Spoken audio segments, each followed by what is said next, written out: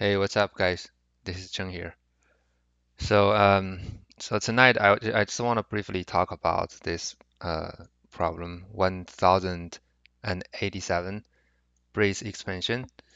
Okay, and it's a medium problem. Okay, so basically you're just given like a string here, and but the string is a special string here.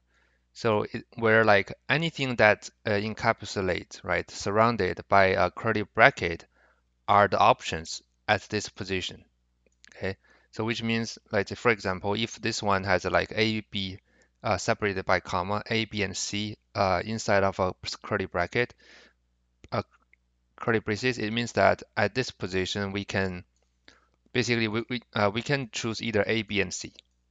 Okay, and then if there's nothing surrounds a letter, and then it's just that there we only have one options here. Okay, and then basically I just ask you to return all the possible like strings, okay, and in a lexicographic order. Mm. I mean this problem, I mean pretty straightforward, right? I mean we just need to use like the what you can call it a recursion or like a backtracking. So and the only thing you need just to need to be careful is that I mean we just have to like do a little bit of parsing here. Basically, every time we have like this open like curly braces, brace, we just find the close counterpart, and then we have the options in the middle, right? And then we can simply do a split by the comma. Then we have all the options, and with that as options, we can simply like do a backtracking recursive calls, right? Since we have second constraints here, so there's no nested curly bracket, so which makes this problem even simpler. And yeah, and other than that, when we create this backtracking method, right? I mean, the reason I call it backtracking is because every time when we have like add like this the options to the current numbers to the current strings here, we can we should not affect all the other like options. I mean,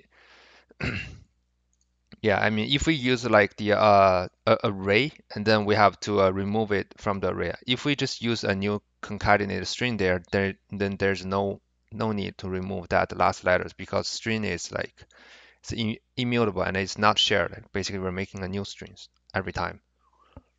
Yeah, I mean, okay, so enough talking. Let's try to implement this. Okay, and basically, we're just gonna have like the here, and then we have a length equals to length of s here. Okay, I'm gonna still use like the backtracking method here since this is kind of like a backtracking idea here. I mean, the only thing we need is that it's the index. Okay, the current index, and then we have a current string here. Okay, and then later on we just do a backtracking, right? Backtracking index from 0, and at the beginning everything is empty. Okay, and then we simply return the answer. Cool.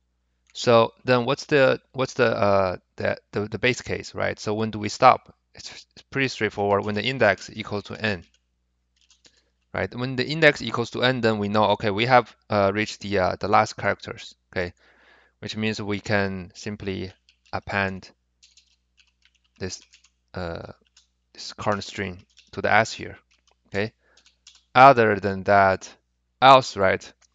Else we just need to get the current character, like the s equals to index, and we just need to check. Basically, here we do what we all we need to check is we just need to see if the current one is the open curly bracket or not. Basically, if the C is equal to the open curly bracket, okay. Because why is that? Why we don't need to care about the ending one? Because we'll be finding the ending ones here, and after that, we'll be moving the index to the character uh, after this ending bracket. So we just need to we don't have to check the ending brackets because after this one here, uh, we're gonna have like the ending here. The end will be the what? So we do a s dot index. In that we're finding the first appearance of the ending curly bracket, and but here be careful, we have to pass in the index here. Okay. So why is that? Because if there are like more than one, many like open and ended curly brackets, we don't want to get the previous one. That's why we have to pass in another parameters here where this represent the starting point. Basically, starting from the current open curly bracket, we're looking for its counter close part here. Okay. Now we have ending point, right? So now between the current index and the ending points, we have like our options here, which is the A, B, and C. Okay, and we just need to get odd options. Options equals to what? We just need to do a substring, a string slice from the index to the ending point. Okay, and we do a dot split by the comma. Okay, now for each options in the options, okay, we just need to recursive call this backtracking method by moving the index to the ending plus one. So this is the place you need to be careful here because after this one here, right? Since everything between this like the curly brackets have already been taken care of. So every time when we have like an option, we just need to start go to the next to the go beyond of this like the current option block here. Okay, and the string will be the current s plus c. See, we are like a since we're using like a string here, not a array here, we can simply uh, skip that backtracking step here. Okay, and cool. And that's okay. So that's the curly the option case. Else, okay. Else what? Else is the like the a normal case. Okay. So for the normal case, it's even simpler. We can simply do this, right? We just do this and sorry, we just do an index plus one. Okay, and then we do a current s time plus c. Okay, same thing here, right? But instead of ending here, we're just moving the current index one step forward. Cool.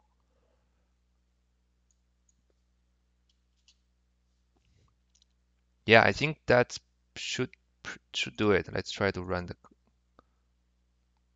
Oh, sorry. If okay.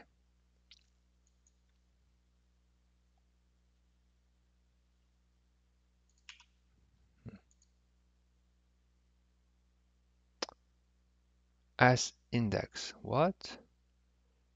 Out of the range. Oh, I need to return here. Uh, many typos here.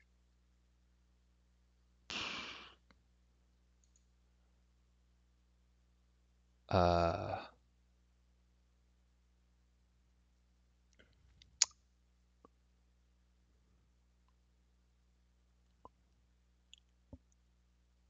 oh, I think here. So, I mean, we should start from the index plus one because we should skip the current one. And the end is this. Okay. Hmm. Okay. Hmm.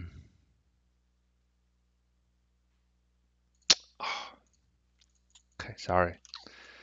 Uh, options. No, not the current C here. Oh, I'm sorry. Okay, things. My mind is just I don't know, it's spinning. So this should be option, not the C, because we are like actually this is C. Okay, this is the option. Yeah, so this the C here is correct, right? But here, since we're looking for the options, not the brackets here. Okay, cool.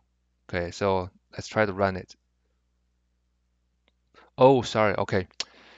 Since this, okay, so this one is not sorted. Okay, Z, X, Y is not sorted. That's why the sequence it's not a lexical graphic order here. I mean, we have to sort it. We can either sort everything in the end, or we can do a sort here, right? We can sort these options here to make sure every time when we have like a sort options, we make sure the options in sorted order so that we can basically make sure that the final result is in the lexical graphic order. Okay, submit. Yeah, so it passed. Okay.